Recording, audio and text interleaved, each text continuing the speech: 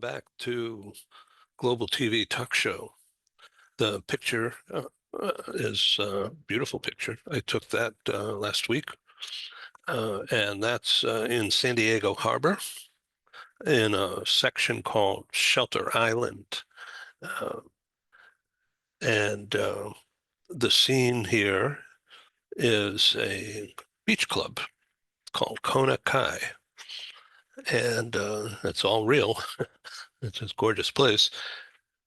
As you can see, it's a beautiful sunny day. However, look at those thunderclouds building up.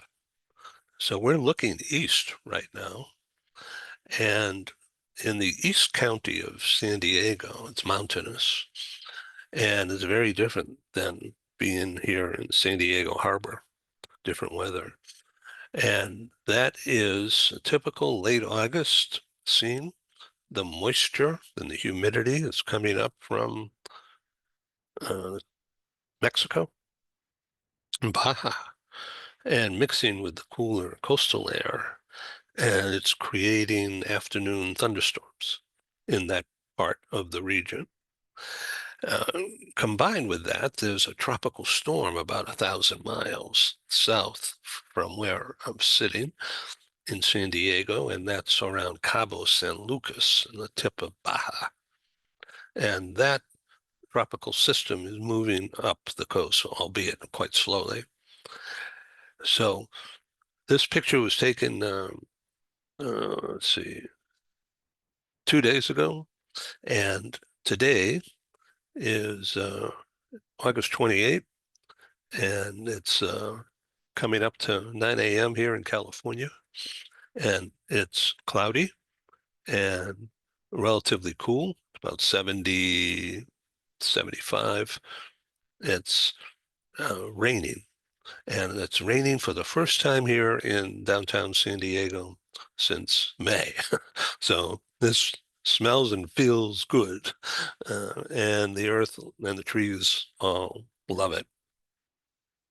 Our special guest, Jackjampel, is a friend for a long time, and just a wonderful man, and has been a senior HR manager within Stryker Corporation, which is a medical device manufacturer, uh, very successful.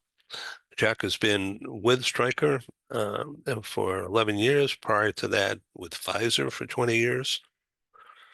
Let me tell you a little bit about Jackjampel.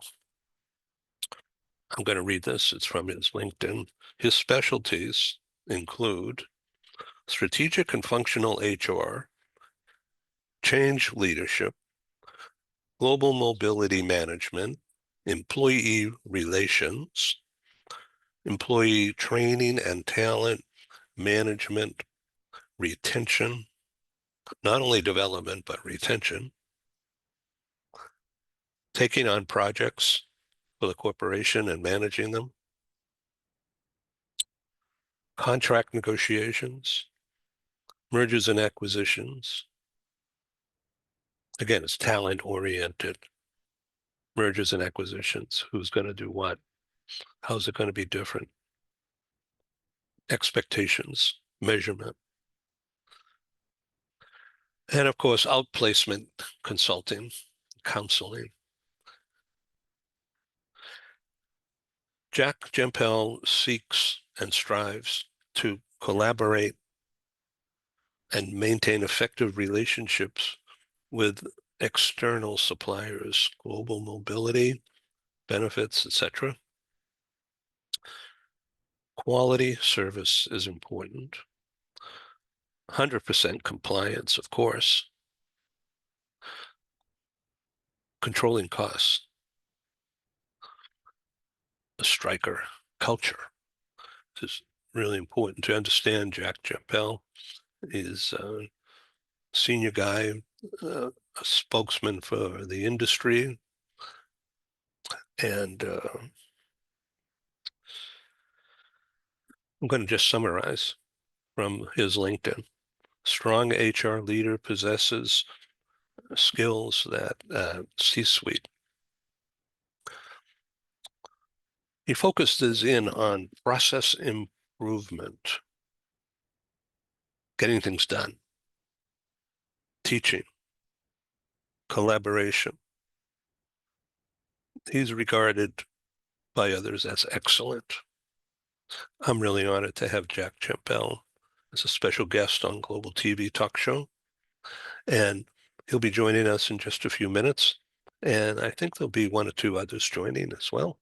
So I'm going to pause this and we'll be right back with Jack. All right. Hi, welcome back. This is Ed in San Diego, and our very special guest today is Jackjampel, who's a senior HR manager with Stryker Corporation, a medical device company. Jack has been with Stryker for 11 years plus. Prior to that, with Pfizer in a senior role for 20 years. Welcome, Jack Jampel. Hi, Ed. How are you? I'm glad to be Great, here. Thank you. great. Thank you for your time today. So you have been producing and hosting a talk show, video conference, if you will, virtual conference. And I applaud you for doing that. I started this global TV talk show because COVID crashed into my live meeting event business that I was fairly successful at for 30 years, having produced over 300 events, some small, but some bigger, mostly US, but some offshore. We've produced events briefly here in London, many years in Paris and Geneva, Zurich, Milan, Rome, Germany meaning Frankfurt, and also in Munich, we did one there. And we've done just tons of meetings in London. Uh, Jack, Yeah. tell us about your um, recent broadcast Yeah. video conferences or Yeah. meetings. You had a special motif, a special way of Yeah. doing that. Yeah. Yeah. Thanks, Ed. And similar to what you were speaking about, a lot of this really went off during COVID. I just found the need that people just didn't have an opportunity to open up, to speak about what's going on, not just in the industry, but in personal lives. I mean, if you see my LinkedIn post, you get more out of life by giving to others. And I truly believe that in our industry, and that's kind of where my mentorship has always been. And from that, what I was doing was inviting people just who just wanted to talk one on one, and I probably had hundreds of people that connected just to talk, just to see what's going on. We were going through the midst of COVID, so that's where it kind of started with. I also, along those lines, have posts that I do on LinkedIn called "The Other Side of the Coin." And those are articles where I talk about a lot of issues or things going on where maybe other people are thinking it, but don't necessarily, want to speak about it. So I bring those articles to light. Sometimes they're controversial, but they create a lot of value in doing it. So that was another area. I And just then want it to just, jump, if I can just jump in and introduce you to a real good friend and client, Dr. Ken Lloyd. Jack, Meet nice to meet you. meet Hi, Jack Ken. Jampel. He's a senior HR manager with the Stryker Corporation, which is a very large uh, medical device manufacturer. He's been there 11 years. He's senior, quite senior, and involved in talent development and also looks over the global mobility function. And I've just asking Jack, just started a minute ago, about his own series of broadcasts. Ken has a PhD in organizational development and has been in senior talent development role in a big corporation and has been a published author. And for years, he was published by, he wrote an article, sort of like help article, like on Dear Abby, but for business, and it was published and syndicated by the New York Times Syndicate. So he's extremely adept, and he's just been a delight for me to have on these talk shows. He really brings a unique perspective.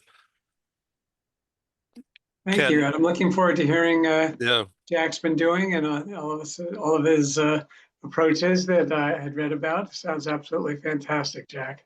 he has taken the high road in our relocation industry, if you will, talent development and moving talent to an assignment. So when you were in that senior HR role for that medical manufacturing, medical equipment, medical clothing manufacturing organization for 18 years, um, did you relocate people? Uh, I'd somehow say relocating people to me, it just sounds like, yeah, we move people around. Yeah, we had opportunities for employees who wanted to work in other areas and we'd work with them.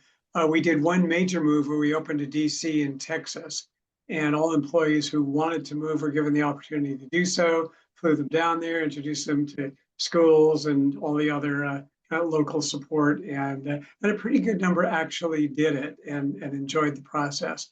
So we had opportunities international and across the US for employees and the opportunity we offered to them and those who are interested, if it worked out for them, for their career and their family, we'd take the steps from there.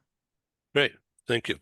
Jack, I'm sorry to interrupt. I just wanted to make sure the audience knew why I wanted Ken here and why, and so that you're comfortable with Yeah, this no, also. I appreciate it. And, you're speaking about being published in books, and that's kind of always been a dream of mine. And I have never done it. I've never written a book, and I've never really published an article, in the New York Times, something like that. So I am jealous about that. But yeah, so I was just talking about some of the communications that I've opened up. And so I started these industry calls kind of after COVID. And I know the industry started going a little bit down as far as volume wise, impacting suppliers. There was a lot of stress around this, and a lot of different reasons were being provided from, it's just going to be another year until COVID, is done with. We'll get back to normal. But as we can see as an industry, I don't. We're still going through that downturn, and it's not really related to COVID. Um, so what I did is I started to have these industry calls just to talk about what others are feeling around what's going on in the industry, what's going on in their lives, what's going on in their jobs. And what it did was it brought together, and I had probably over 200 people signing up for this. Um, it just needed, people needed to talk, people needed to hear their issues were the same as other people's issues. It wasn't a personal thing. And I think that's what a lot of people were having problems with. They were thinking a lot of this was personal. Okay. So I think getting together as a group, it may not have been the best news that we talked about because the industry was down, but I think it helped those that were, stop blaming themselves. So let me ask you, what percentage would you guess, it's off the top of your head, were corporate rather than services providers? I would say probably 90% were suppliers, 10% were corporate, because I think that suppliers were being impacted more than corporate from a job position. Uh, Although our business may be down, we may be having less relocations. That doesn't mean my program isn't less work or anything of that nature. We take on other responsibilities, and we're always looking at process improvement. Whereas I think it was impacting suppliers, in their bottom line.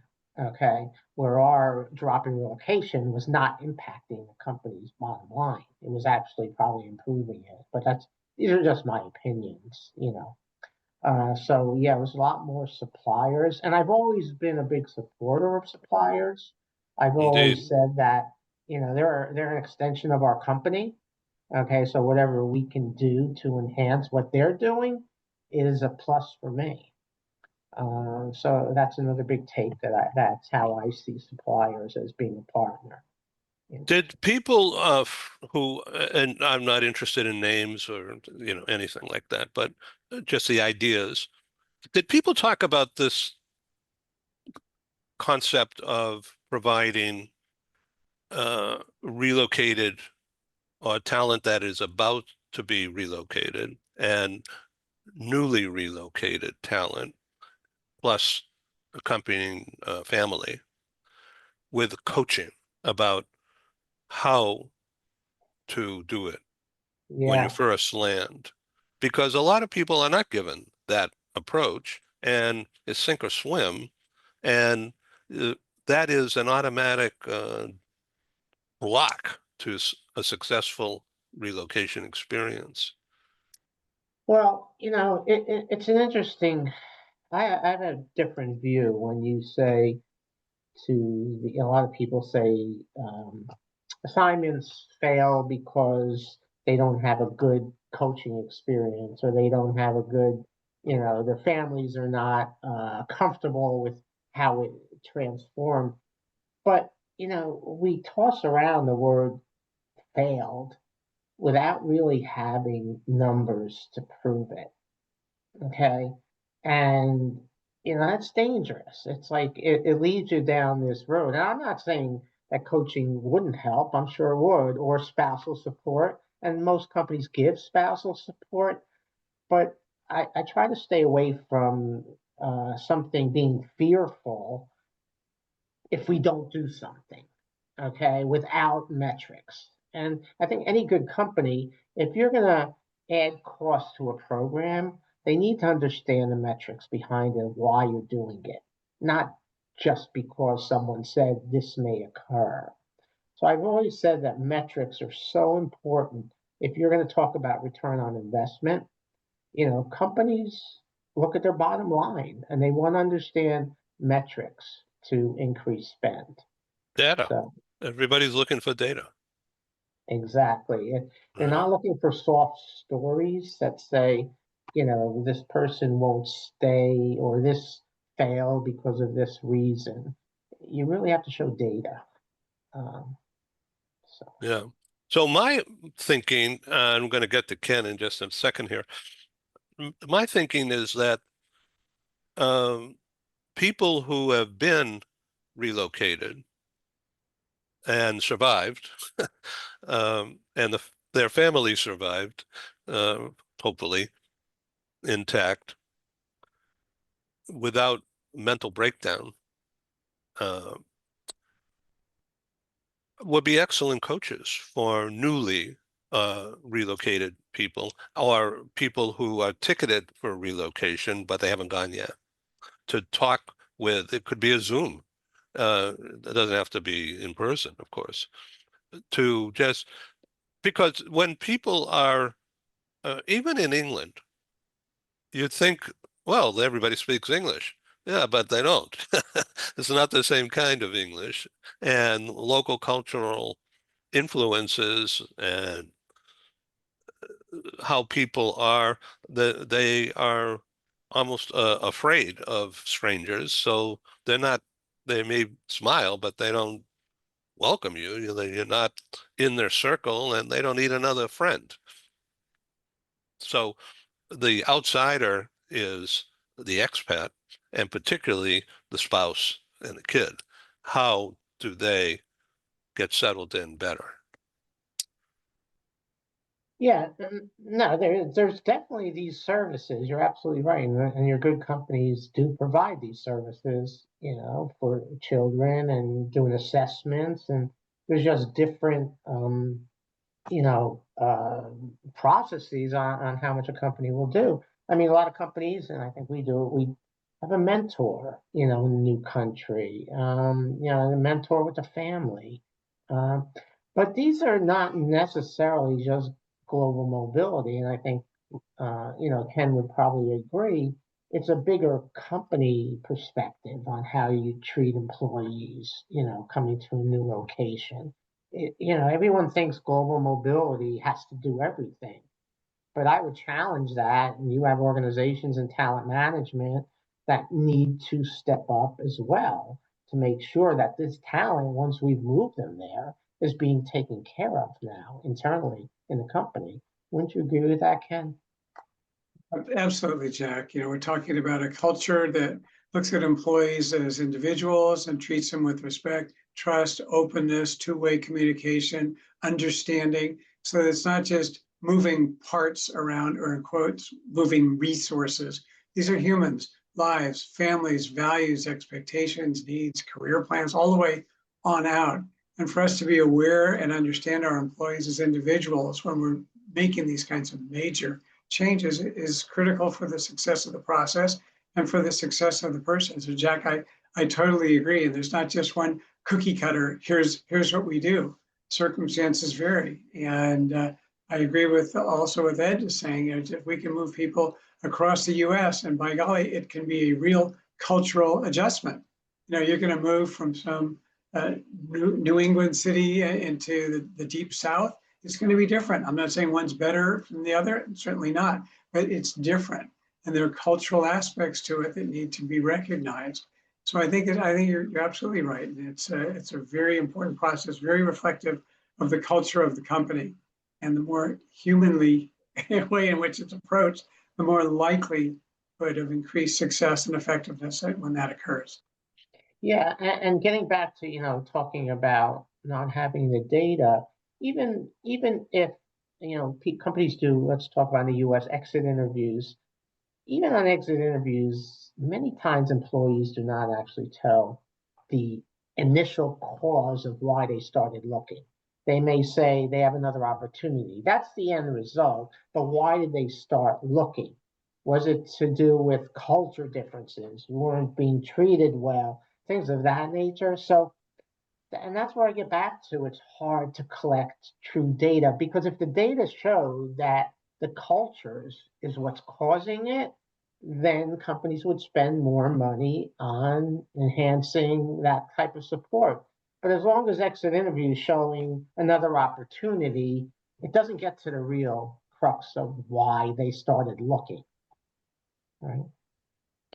So is it the same old story of not the company, but the direct boss, the direct report, the relationship between that person and me? Yeah, people don't leave companies, they leave managers. Is that kind of the Yeah, saying? And it's very true. yeah, Most of the time, that's really what the case is. So your manager is key in the success of keeping people or leaving. yeah. So uh,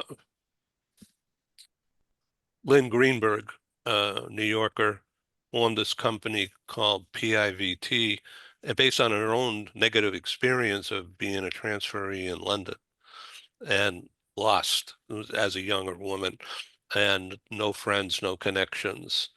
And the work was good, but outside of work, she was alone and just had a real tough time. So she invented this app and then found venture capital money to, help her survive. And it's taken off because it's serving a need. I Yeah, don't, I'm yeah, just making a comment. I'm not a yeah. No, PR person.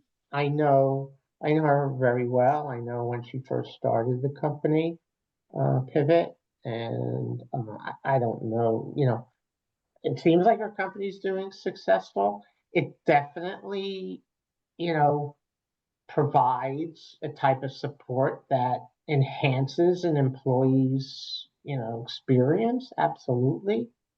Um, so it's there. I don't know. No, like I said, I don't know financially how the company's doing, but it Yeah, appears like they're doing well. yeah, yeah. So uh, th this is a new thing and not brand new, because she's been around a few years now, but pre-COVID. But it seems it's there and it's being used. and hopefully it's addressing the need just as the PR says it is. Ken, your background, why don't you share a little bit about your background that you've shared with me and previous programs about you and talent development in an organization. Earlier today, Jack, we had an interview with a senior trainer with a military background, and he has a rigorous attitude and program, um, very people-oriented guy.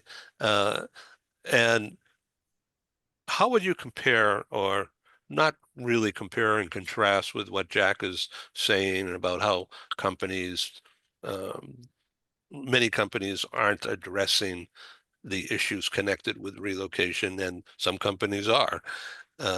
And the fact that it's very difficult to get metrics uh, of because people, I think, are reluctant to share information.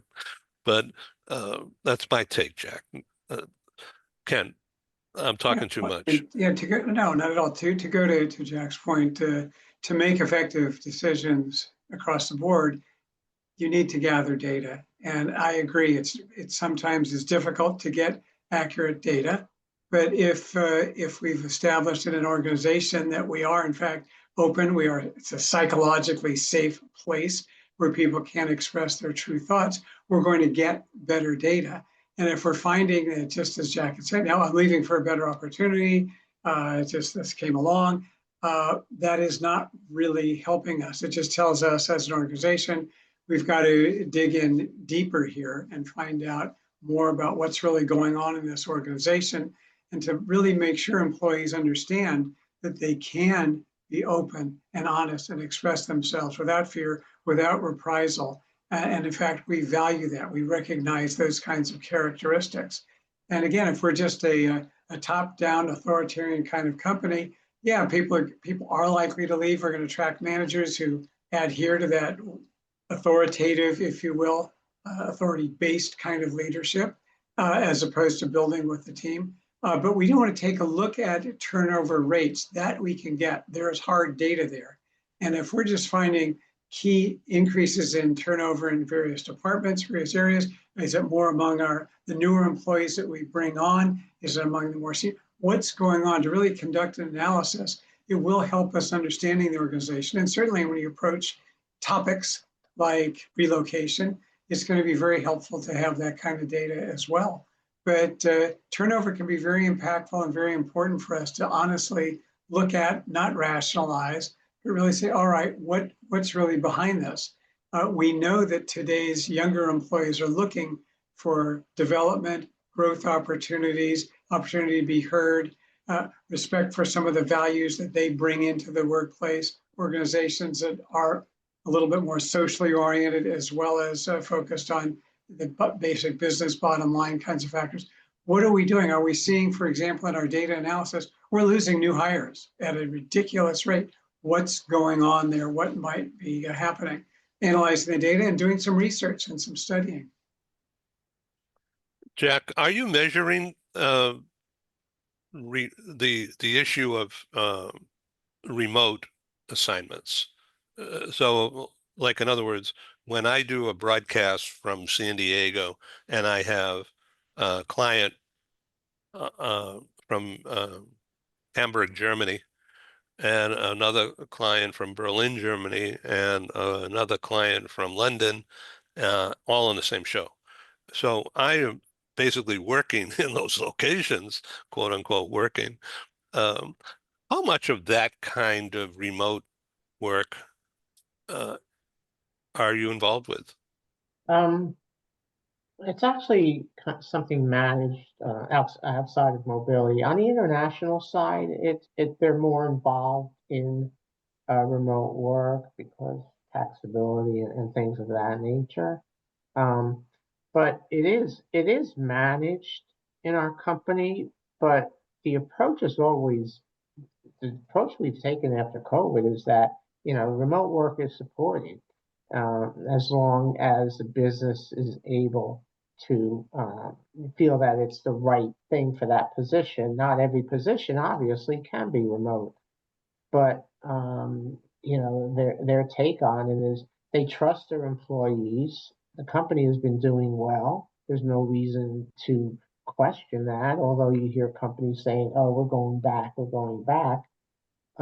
It just depends on your company, on the culture of the company. And we have taken a stance that, yeah, remote work does work in certain situations and it doesn't work in others.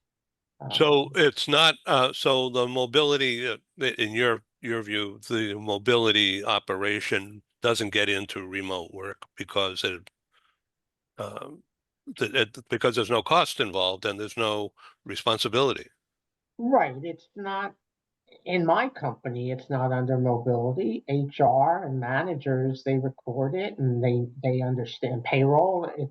It's all understood in the systems and where someone is working, but it's not a responsibility in the US of mobility to track that. Right. Fascinating. Okay, so and so the same idea then would cover global talent development, whereby, say, my client that I just referred to in Hamburg, Germany, uh, she's not going to relocate to San Diego, and I'm not going to relocate there, but we're doing work together. So that's international business, international talent development, and nothing to do with mobility. Correct. Where our international gets involved is more when there's someone moving, whether it's permanent, whether it's assignment, whether it's extended business travel. We try to monitor to make sure that we're in compliance Right. with the various tax, immigration, whatever that may be. But not someone that's sitting in a house, somewhere working for another company. That's something that the manager needs to understand. Yes, of course. Right. So let's go back to your video conference that you have coming up in what? It's October, right? Yes, yeah, this is a special one. Yeah.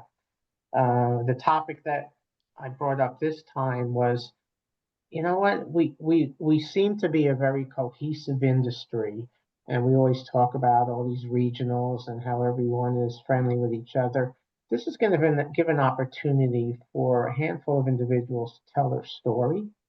There's a lot of individuals that I've spoken to that I've heard some personal stories that were remarkable, whether they're health related, whether they're success related. And it's giving these individuals who volunteered, I asked for volunteers and probably have about 10. I think, Ed, you're one of them, that is going to tell their story to probably over 200 people that will help them better understand who this person really is, why they act the way they do. But so many times people want to tell, but they have no way of doing it.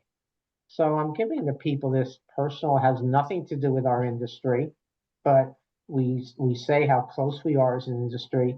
It'll help people understand more about some individuals. I did I don't know if you were at the WRC last year when I did the lightning round type No, I was not there. session. Yeah. And I spoke about, I think you have to do, it's 5 minutes, 20 slides or something. And I spoke about my personal experience growing up. And it was very impactful. So I took it from that to give others an opportunity that you just don't get today. There's no way to get that. Do you, I invite you now to share some of your personal story, if you would Yeah, like to do that. okay. How about I'll just give you what my story was about, but I won't go into the details of what I did during my lightning session. My parents were concentration camp survivors. So going through what they went through and then how it impacted me coming, here as an immigrant, and how it impacted me having parents that were concentration camp survivors. So I talked about different parts of my life as a child and how I was different, or I felt different than most people. So that kind of parental experience would certainly impacted you growing up and your attitudes and your Exactly.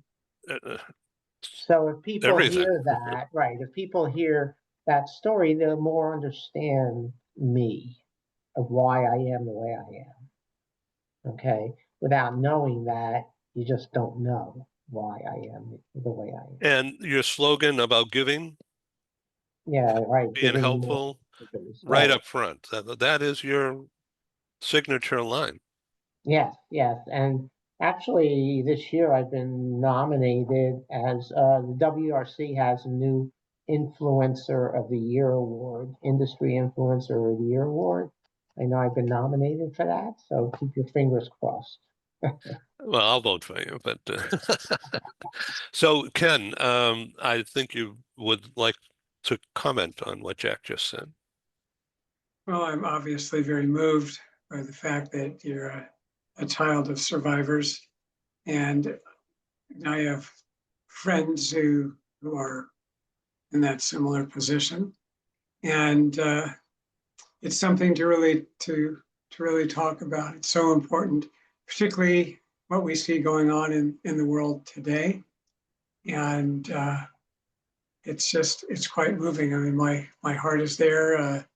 You know, Appreciate my it. family emigrated out of Germany generations ago, and yet I know that during the war, my grandmother's family was helping, literally sending money over to Germany to pay to help get Jewish citizens out of Germany. Uh, it's very moving. It says just so much about you, and I can see that among other things, without even knowing you, I know this has led to just this great humanistic passion that underlies what you do, and this whole And notion. the roles that you're playing, Jack, I was like, Exactly. it's a perfect fit. Yeah. Right. I Whole appreciate concept. I, that. I was just saying this whole concept of choose life, and my goodness, you've brought that in, and I sense that there's a spiritual aspect to you, and I sensed it even before you mentioned your background. You have a gift that reaches out to people. It's a very caring gift, and I think that that's just part of what's just made you as successful as you are. And somewhere, Jack, there's a book there. I'm telling you, you've got one. So keep thinking on it. I know, and that's the one goal that I just can't seem to get. Well, we know a coach who does that. His name is Steven. Oh, I mean Paul Falcone. Yeah, we've got the best of the best available if you would like an intro. Ken, thank you for your time. This is the second show Ken has been on today, but there won't be any more today. Jack, thank you very much for the opportunity to participate in your talk show. Um, would it be okay if I just tell the story about my previous live conference business and how COVID impacted me, and then the mechanics of me starting TV talk show on March 1st, 2020? Absolutely. People, they know your name, and that happens a lot with individuals. They know the person's name or they know the business, but they don't understand what that business is. So it's definitely, you probably get more participation, understanding what you do. Yeah. And Absolutely. what's the time frame? How much time? I'm looking, probably no more than 10 minutes, Okay. if we have quite a few people, so up to Yeah. 10 minutes. Yeah. Good, good. Well, I'm really honored to be able to do that. Thank you. Okay. Yeah. All right. I appreciate you, Jack, sharing all this information and look forward to being of service to you and Okay. your mission. And Great. I will introduce you to a couple of guys who are uh, extremely knowledgeable about publishing Yeah, I a book. appreciate that. Yeah, I appreciate that. And it was great And then meeting it's up to you, you. Ken. Yeah. Yep. Ken, thanks. It was great meeting you and spending some time with you. Same to you, Jack. Thank you. Thank you. All right. Okay. Thank you. Have a nice weekend. All right. Goodbye. Thank you. Bye-bye. Thank you.